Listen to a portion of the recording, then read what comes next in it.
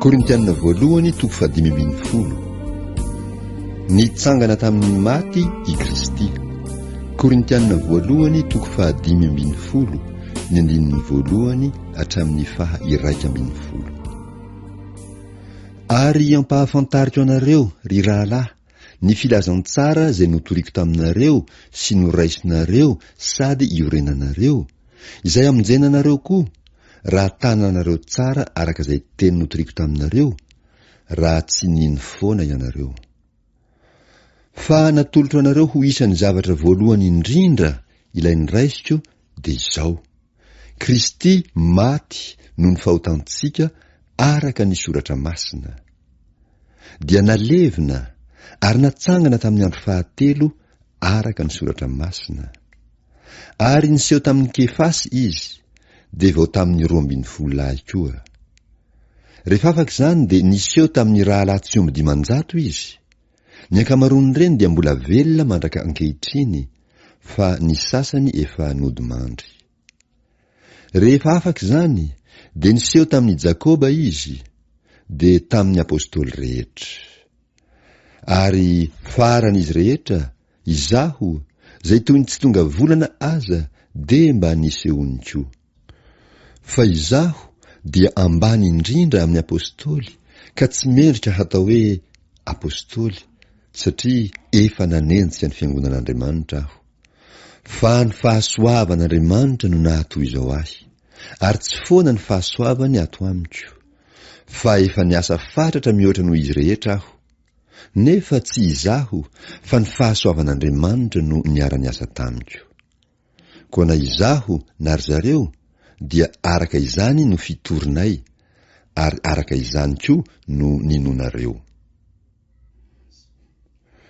Zava-dehibe ho an'ny finoana ny fitsanganan'i Kristy tamin'ny maty. Korintianina voalohany toko 5:10, ny 12 hatramin'ny 7:10. Ary raha Kristy no toriana fa natsangana tamin'ny maty, ahoana no ilazan'ny sasany eo aminareo fa tsy misy fitsanganan'ny maty? Fa raha tsy misy fitsanganan'ny maty, na dia Kristy aza dia tsy natsangana. Ary raha tsy natsangana Kristy, dia foana ny toriteninay, ary foana koa ny finoanareo. Ary dia hita ho vavolombelona mandaingany amin'Andriamanitra zahay, satria efa nilaza fa Andriamanitra no nanangana an'i Kristy. Nefa raha tsy hatsangana ny maty, dia tsy mba natsangany izy. Fa raha tsy hatsangana ny maty, na dia Kristy koa aza dia tsy natsangana.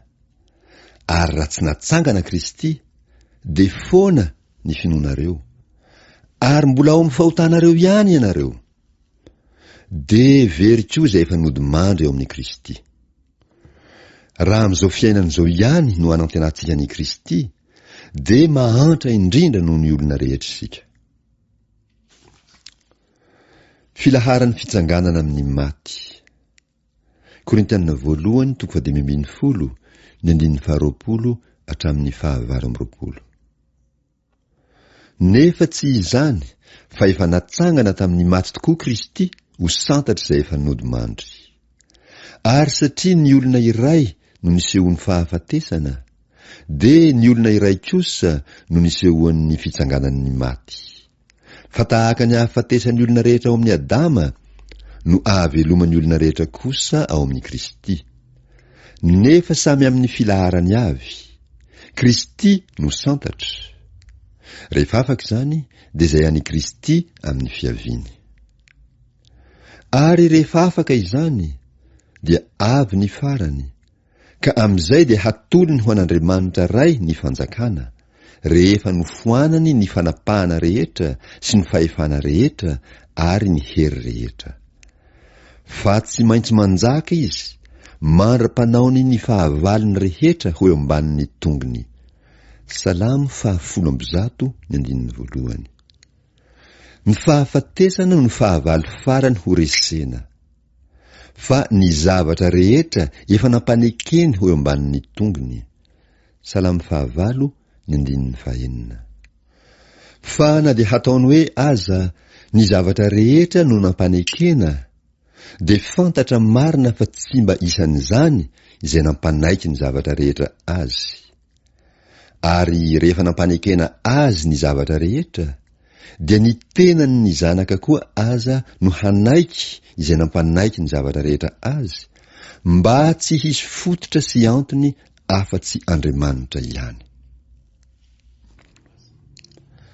Azo antoka ny fitsanganana amin'ny maty. Korintianina 1:5-10, ny 7:20 hatramin'ny 4:30. Raha tsy zany, hanao ahoana izay atao batisa ny amin'ny maty? Raha tsy hatsangana mihitsy ny maty, nahoana ireny no atao batisa ny aminy? Ary nahoana zahay no manao vivery ny ainay mandrakariva? Lazaiko marina, ry rahalahy, amin'ny firehareako noho ny aminareo, izay ananako ao amin'ny Kristy Jesosy Tompontsika, fa maty isan'andro aho. Raha araka ny fanaon'olona no niadiko tamin'ny Biblia tany Efesosy, inona ny soa azoko amin'izany? Raha tsy hatsangana ny maty, dia aoka isika hihinana sy hisotro, fa raha mpitso dia ho faty. Isaia 2:17. Aza mety ho fitahina ianareo, ny fikambanana amin'ny ratsy manimba ny fitondrantena tsara. Mifoaja tsara ary aza manota, fa ny sasany tsy manana ny fahalalana an'Andriamanitra. Ny hampahamenatra anareo no ilazako izany. Ny vatana amin'ny fitsanganana amin'ny maty. Korintianina 1:5-10, ny 5:30 hatramin'ny 5:10.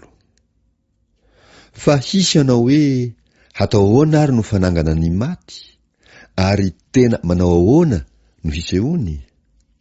Ry adala, izay afafinao tsy ho velomina raha tsy maty aloha. Ary izay afafinao dia tsy ny tenany izay ho avy no afafinao, fa ny voa fotsiny ihany, na voambary na voahafa. Fa Andriamanitra manome azy tena araka izay sitraky ny fony, ary ny voany rehetra dia samy omeny ny tenany avy. Tsy mitovy ny nofo rehetra, fa hafa ny an'ny olona, ary hafa ny nofin'ny biby, ary hafa ny nofin'ny vorona, ary hafa ny an'ny hazan-drano. Ary misy ny tenany any an-danitra, ary misy ny tenany ety an-tany, fa hafa ny voninahitry ny any an-danitra, ary hafa ny amin'ny ety an-tany. Hafa ny voninahitry ny masoandro, ary hafa ny voninahitry ny volana, ary hafa ny voninahitry ny kintana. Fa ny kintana anankiray dia hafa voninahitra noho ny kintana anankiray. De toy izany koa ny fitsanganan'ny maty. Afafy amin'ny fahalovana izy, atsangana amin'ny tsy fahalovana. Afafy amin'ny fahafamboninahitra izy, atsangana amin'ny voninahitra. Afafy amin'ny fahalemena izy, atsangana amin'ny hery. Afafy tena araka ny fombanaina izy, atsangana ho tena araka ny fomba-panahy. Raha misy tena araka ny fombanaina, dia misy araka ny fomba-panahy koa. Ary arak'izany koa no voasoratra hoe Adama voalohan-dahy natao manana aina. Genesis 2:2-7. Adama farany natao fanahy mahavelona. Anefa tsy izay amin'ny fanahy no voalohany, fa izay amin'ny manana aina, dia voazay amin'ny fanahy. Ny olona voalohany avy amin'ny tany, dia tany. Ny olona faharoa dia avy any an-danitra. Zay amin'ny tany dia tahaka n'ilay amin'ny tany, ary zay any an-danitra dia tahaka ilay any an-danitra. Ary toy ny nitondrantsika ny endriky ny amin'ny tany, no hitondrantsika ny endriky ilay any an-danitra koa. Fa izao no lazaiko, ry rahalahy, ny nofo aman-drà tsy mahazo mandova ny fanjakan'Andriamanitra, ary ny fahalovana tsy mandova ny tsy fahalovana. Zava-miafy ny fitsanganana amin'ny maty. Korintianina 1:5-10, ny 1:1 hatramin'ny 5:20. Indro zava-miafina no ambarako aminareo. Tsy ody mandray avokoa isika rehetra, fa vetivety toy ny indray mimpimaso rehefa maneno ny trompetra farany dia hovaina isika rehetra. Fa ho tsofina ny trompetra ary ny maty hatsangana tsy ho lo intsony, ary isika hovaina. Fa ity mety lo ity tsy maintsy hitafy ny tsy fahalovana, ary ity mety maty ity tsy maintsy hitafy ny tsy fahafatesana. Fa rehefa mitafy ny tsy fahalovana ity mety lo ity, ary mitafy ny tsy fahafatesana ity mety maty ity, de ho tanteraka ny teny voasoratra hoe ny fahafatesana no resena ka levina. Isaia 5:9. Ry fahafatesanao, aiza ny fandresenao? Ry fahafatesanao, aiza ny fanondronanao? Osea 13:4. Fa ny ota no fanindronan'ny fahafatesana, ary ny lalàna no herin'ny ota. Fa isaorana ny Andriamanitra izay manome antsika ny fandresena amin'ny alalan'i Jesosy Kristy Tompontsika. Koa amin'izany, ry rahalahy malalako, dia miorena tsara, aza miova, ary maefa be mandrakariva amin'ny asan'ny Tompo, satria fantatrareo fa tsy foana tsy akory ny fikelezanareo aina ao amin'ny Tompo.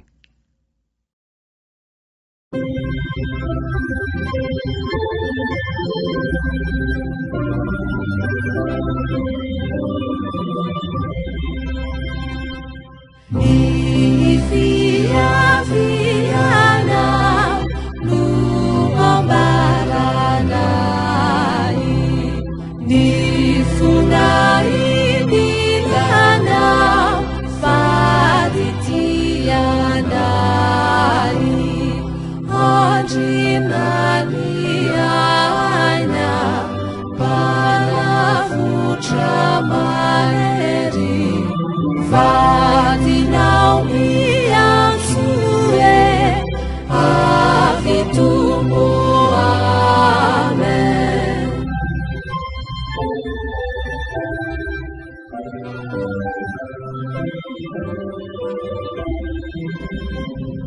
Ny vonina hitrao no lovanay,